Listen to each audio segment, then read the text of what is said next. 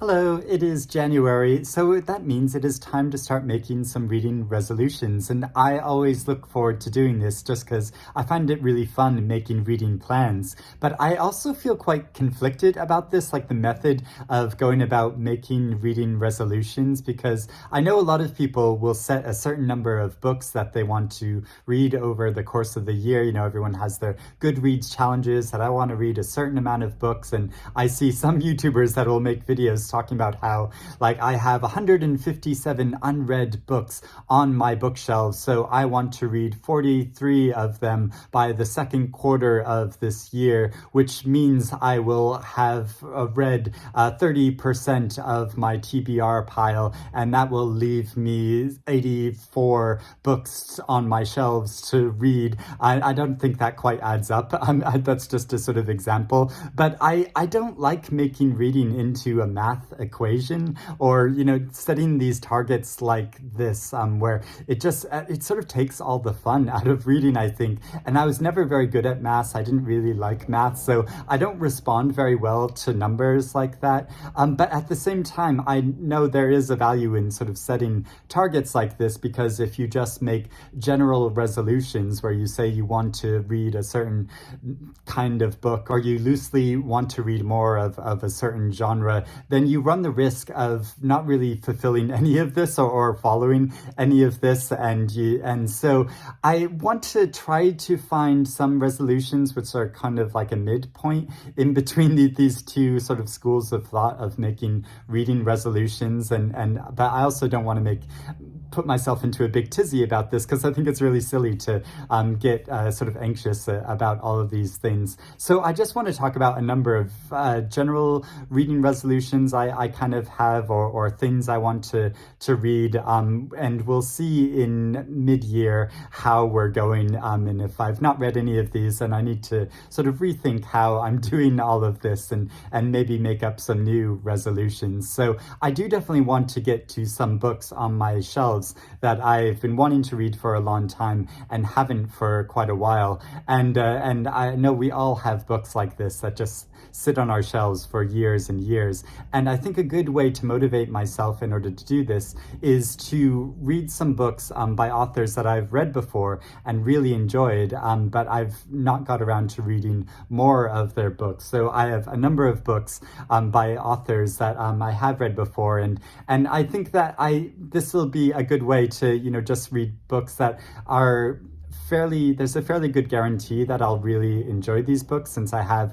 read the author's work before, and chances are that I'll enjoy more of their work. And I think, you know, now more than ever, it's important to read books that you just really enjoy and that you're getting a lot out of, rather than books that you feel like, oh, I should be reading these books, or that you have some sort of obligation to read them.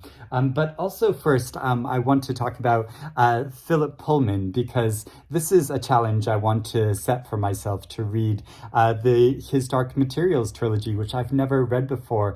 And I know a lot of readers feel that this is sort of foundational text for them that really got them into reading, that they might have read this earlier on in their lives and it really inspired them to read literature, because it's a fantasy series, but also one that has a lot of correspondence to the real world and our sort of psychology and how we handle things. And I know this is so universally praised and loved that it is a trilogy that I'll probably really enjoy and love. And so I got this beautiful Everyman's Library edition of it, and I love Everyman's Library editions. And so I think it'll be great having all three books here together. But I also bought recently these books on audiobook, and so I think it'll be fun to do a combination of reading the physical text at home, and since London is in another lockdown and probably will be for quite a while, then, you know, there's more time at home. But also I want to spend more time listening to audiobooks and getting some exercise and actually getting out of the house. And, you know, I talked about this before, how it was sort of a winter resolution of mine to do that more. And I have been doing that, and I'm lucky to have a really big, beautiful park near me. And so I'll spend quite, an hour or two walking around this park while listening to a book and enjoying taking in this book through the audiobook version. But then when I'm at home, home, I really want to cozy up and read the physical version while drinking, a good cup of tea. And I talked before in previous videos about how I think that's a really lovely combination of way to reading something, of combining the physical book experience with the audiobook experience, if you want to, splurge out to get both versions of the book, which I know is asking a lot, but this is such a classic and much beloved series that I think, it'll be good for that. And Philip Pullman's been writing prequels to these books as well. So if I love these, I know I'll have more books to go back with, enjoy, and sort of catch up with the series as it's been going along. So yes, I'm hoping to get to this, but then there are a number of books which are already on my shelves and that are authors that I have read before and that I want to read more of their work. So first off, there is Brit Bennett, her first novel, The Mothers. I read her novel, The Vanishing Half, this past year and really loved it. It was one of my favorite books of the year. And so, yeah, I want to go back and read her debut novel, which I also heard really great things about. And this is in the American edition. I think it's the American edition of this novel, which a friend of mine read when it came out and really loved. And so she let me borrow this. And it's a book which has just happened to stay on my shelves for a really long time, and I haven't gave it back yet. And I want to give it back. So I feel sort of bad. I've kept it for so long, though I don't think she's that bothered because she has so many books. But anyway, yes, this is a book that I'm hoping to get to. I also want to read Prodigal by Charles Lambert, and I read his novel, The Children's Home, which was such an atmospheric and creepy read, as well as a really thoughtful one. So he's a really interesting writer, and this novel is about a man who's living in Paris. He's in his 50s, and he's sort of scraping by, making a living as a writer, and his estranged sister comes to him one day and says that their father is on his deathbed, and so it's about his journey traveling back to reunite with his estranged family. And I love family stories like this, and and I think he's such an interesting writer that I want to read more by him. Another novel I read and loved recently was Betty by Tiffany McDaniel, and I didn't realize that I had actually have her first novel on my shelves, and I've had this for ages, and I remember it coming out at the time, especially because it has such a striking, beautiful cover, and it's the summer that melted everything, and it's such a good title as well. And so I had really wanted to read this at the time, but just never got around to it for whatever reason. But now that I've read her novel Betty, I really want to go back and read her first novel, because Betty was so based on her family's life that I'm really interested to see what this writer will do, just writing a story that's somewhat separated from the autobiographical experience. Another writer I've loved reading in the past is the Chilean author Alejandro Zambra, and I read this book, Multiple Choices, by him a few years ago, and it's such a creative, playful, wonderful book where the format of it is of a sort of school exam, and it gives multiple choices, but it works in different sort of concepts and theories and ideas into this, and sort of stories of characters into these exam questions in such a creative way that I hugely enjoyed this. I thought it was such a wonderful book, and I'm somebody who hated school exams and did really badly at them, so I really appreciated how this was sort of poking fun at that whole system. So I have another book of his called My Documents, which are short stories, and it's a whole collection of different stories, and I think they're all quite inventive and playful in a way that was similar with that other novel, Multiple Choice. So I'm looking forward to reading more of his fiction. And finally, I have the novel A Fraction of the Whole by Steve Toltz, who's an Australian writer, and I read his novel Quicksand, which he actually published after this novel, but I bought a copy of this novel when it first came out because I loved the cover and there was such high praise for it at the time, but I just never got around to reading it, I think because it's quite a long, chunky book, but yeah, it's one I really enjoyed his novel Quicksand because it's both kind of a philosophical story but also a very dramatic one, and I love novels that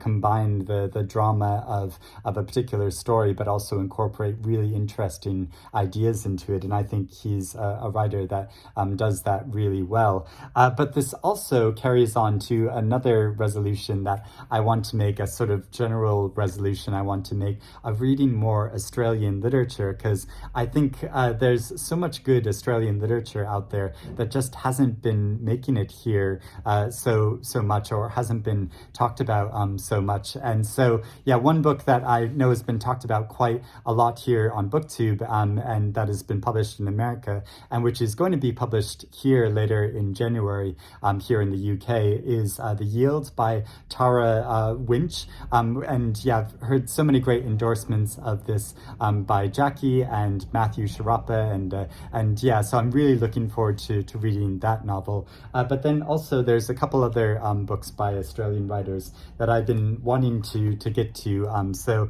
there's The Animals in That Country by Laura Jean McKay, and I've talked about this book a few times and haven't got around to reading it yet, but is a dystopian novel about a very old woman who is able to hear the language of animals and interpret it, and so yeah, it's about the whole drama of that story. But then also there is The Weekend by Charlotte Wood, which I've heard such great things about, and is about three women who are in their 70s who are packing up a house of one of them and sort of moving on. And so it's about their various stories and their relationship and friendship with each other over many years, and how that translates into their current lives.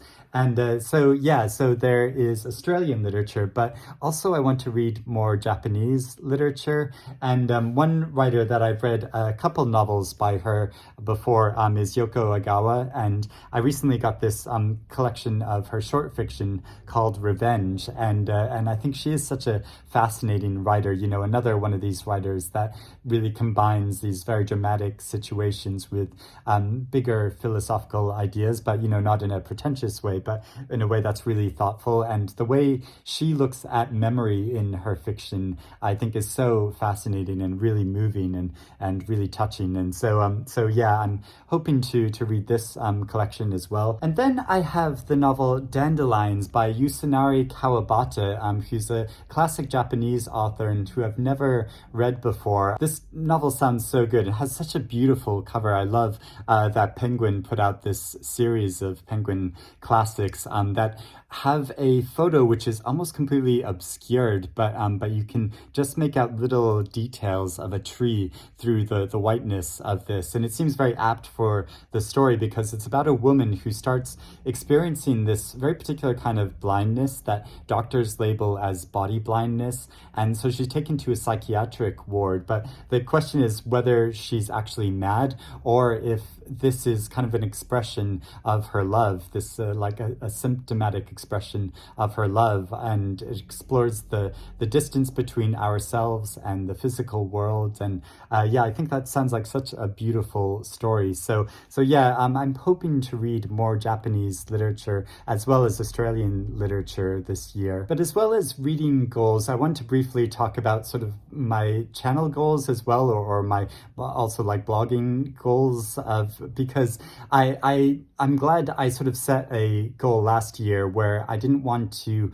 pressure myself quite so much in writing reviews of absolutely everything I've read, or making videos about it, because that puts on, I feel like it becomes quite a lot of this sort of like pressure system where you feel, if you're on social media, you feel like you want to put things out there all the time, and that can become so time consuming and slightly stressful in a certain way that it will take the enjoyment out of reading itself and actually dissuade me from wanting to read so much, which, I mean, obviously it's a pressure that I'm putting on myself. And also I get so much pleasure out of making these videos and writing my blog posts, and I find it a really richly rewarding experience. And obviously that's the case, or I would just stop doing this altogether. But I do feel the certain pressure at some points. And so I do want to give myself that reminder of not blogging or making videos about absolutely everything I read, or feeling the pressure to